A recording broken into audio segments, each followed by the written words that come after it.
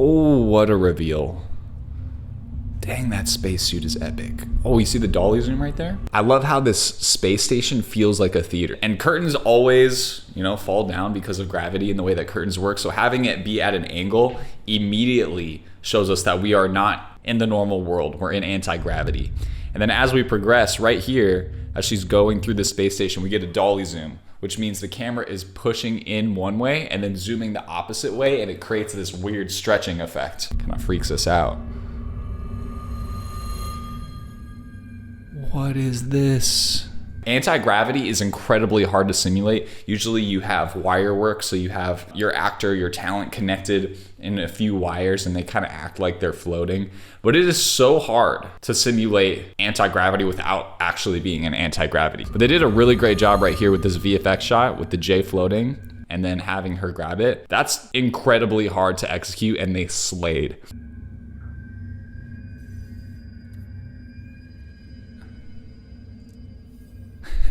You can see right there, the way that it fell in to her mouth, there was definitely gravity there. Normally it would have had to float slowly into her mouth, but it fell. It's those little details that are so hard to get right with anti-gravity shooting. Now, what is actually happening in the story here? She's taking this red J and bro, she just turned into a robot. It seems like she's taking a red J pill, which probably comes from The Matrix, where the main character is offered a red pill or a blue pill. The red pill is you want to see the truth, you want to see the world how it really is, or the blue pill, do you want to just live in blissful ignorance? Now, Jenny says, I'm gonna take the red J pill. I want to see Jenny for who she truly is. That's kind of a hard concept, bro. That's kind of dope. The aspect ratio comes out. We get some speed ramps right here. In typical Blackpink fashion. Hi, my name is Jordan Orm. I'm a professional music video editor for artists like these guys. This one's directed by Himbaga, who actually also did Blackpink Kill This Love. So we're getting some of that old Blackpink directing style in this new Jennie era. Fair warning, I'm gonna have to pause a lot throughout this video too because of copyright, so I apologize in advance. There's gonna be lots of pausing, but we're also gonna have lots of fun. Fucking hard. That spaceship. No way there's just a bunch of humans stacked up like that. Bro, shout out to these dudes. Like, that is impressive.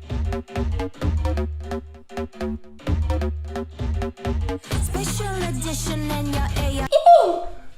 She said the AI can't copy this. Frick, there's so much to talk about already. Once the wall of humans collapses, we get a camera transition where we tilt up.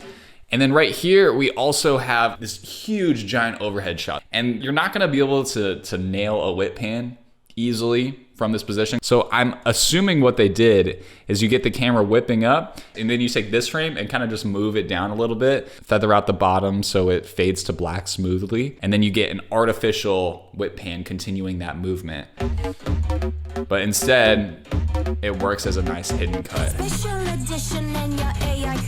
Bro, how did they do that? Bro, at first when I saw this, I thought this was reversed and they were like pushing on each other and making them go out. But I think they actually grabbed each other's hands and feet and pulled as hard as they could, and then it made the circles go in. I've never seen anything like this. That's nuts.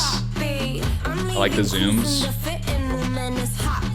All right, so that's what I'm talking about there. I think that's a little bit of that anti-gravity wire work where she has wires attached to her right here and they literally pull her up with the wires. And it's just for that one shot. And then you take the wires off and she continues to dance. No, they miss me. I got the whole room spinning like it's tipsy. Don't bore us, take it to the chorus.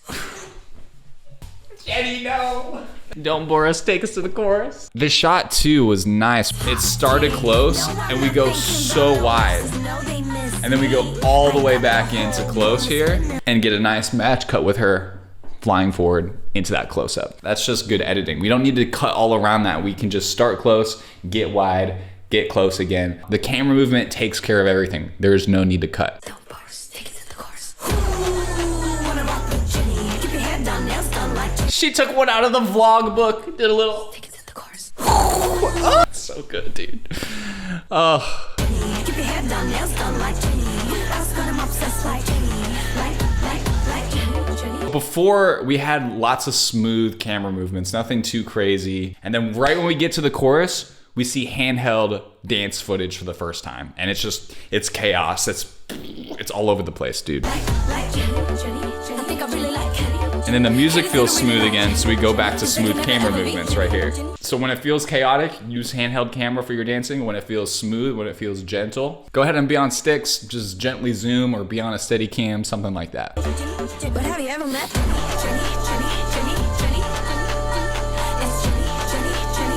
Another thing I learned from Luis Carraza, who is the editor of Jisoo Earthquake, is in K-pop, they like to stay very symmetrical, very much with the camera right in the center, so you can see all the dancing formations. You don't want to go to the side. You don't want to be filming from all different kinds of angles. That's why it's sometimes hard to avoid those jump cuts, because we're always staying centered right in front of the dance. Woo! Did you see that match cut? This is the difference between a wide angle lens and a telephoto lens. Right on that booty pop, we start on a wide angle lens so we can see a really wide field of view. And then we match cut Jennie into a long lens so we can only see, you know, like 1, 2, 3, 4 of the dancers in the background. And the other one, we could see like 1, 2, 3, 4, 5, 6, like a lot more. Some people would hate this jump cut. Like I just talked to Christian Breslauer. He's the director of Lisa F Up the World. We're gonna have a video coming out soon. He would have probably hated this cut. But some people love it. They love a little match cut, even if you're on a different focal length. I'm so excited for that interview with Christian. It should be out soon, so stay tuned for that. Dude, the zooms.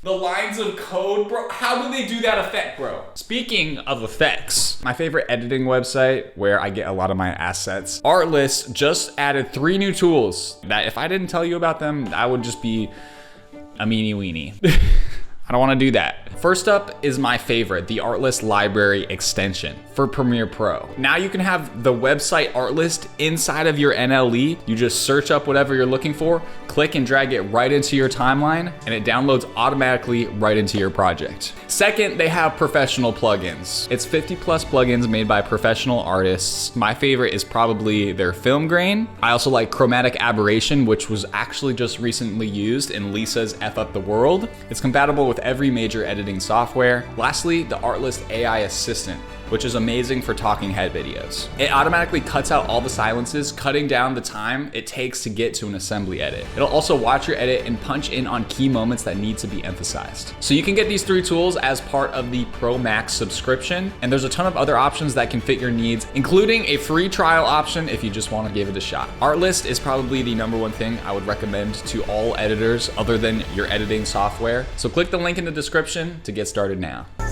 Dude, the zooms.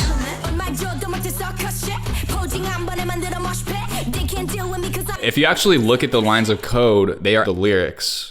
So she's rapping in Korean here. They can't deal with me because I'm priceless. That's such a smart idea. They have to have the lines of code reflect into the floor. This is a lot of work, especially with handheld. All that tracking, ridiculous. This is why I love handheld. You can do stuff like this when the dance is doing this. What is my life? I'm in my room just going like this, talking about camera movements. It's so good. Throw the hat, Jennie. It's getting crazy out here. I need a moment. I'm calm. I'm calm. It's fine.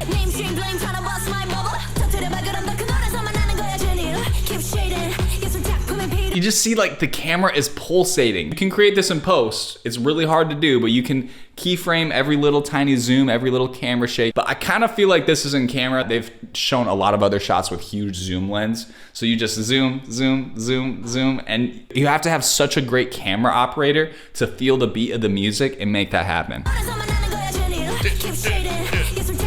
And it matches their dance because they're like, and then you zoom, zoom, zoom. Oh.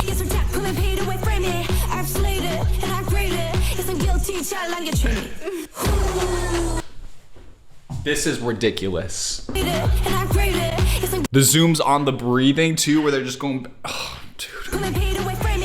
Zoom, zoom.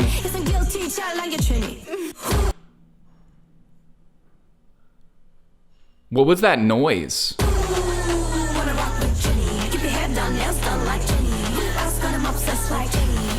This director is also doing such a good job at using motivated camera movements to create reveals. You start showing one thing, and then as the camera moves, you reveal more and more about the scene. This happened in the intro right here where we just panned over to reveal a stack of humans. It happens on this chorus where we start on Jennie and then we boom out to reveal the entire dance company. Same idea here. Start close, get wider to reveal the grandeur of it.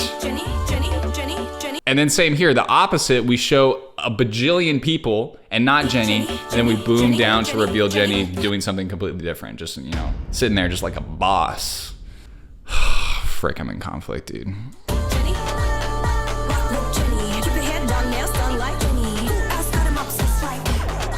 That zoom in so we can get right to the perfect framing on her face, so we can get that perfect spin match cut to the red spacesuit outfit, baby. Zoom, boom. And they got leaf blowers blowing leaves. This must be like a techno crane. I was also learning about this from Christian, who actually operates his own techno crane. But have you ever met Jennie? It's Jennie. So I actually literally had a friend ask me how to do this kind of repeating camera movement. Not really this part. This part's pretty obvious, but right here at the end, where it's just like, how do you do that? It looks like some crazy effect. All it is you take one frame, copy it, paste it, take that same frame, copy it, paste it, and then just keep duplicating it so it's just one frame playing over and over again. And having the sound that's like a little buffering sound really, really helps. Oh, she's on fire. Oh no. Not the capybara, Jennie. Of course, Jennie loves capybaras. The close-up at the end. If you'd like to become a pro editor, hang out with people like myself, Luis, Christian Breslauer, check out the link in the description. God bless you. Peace.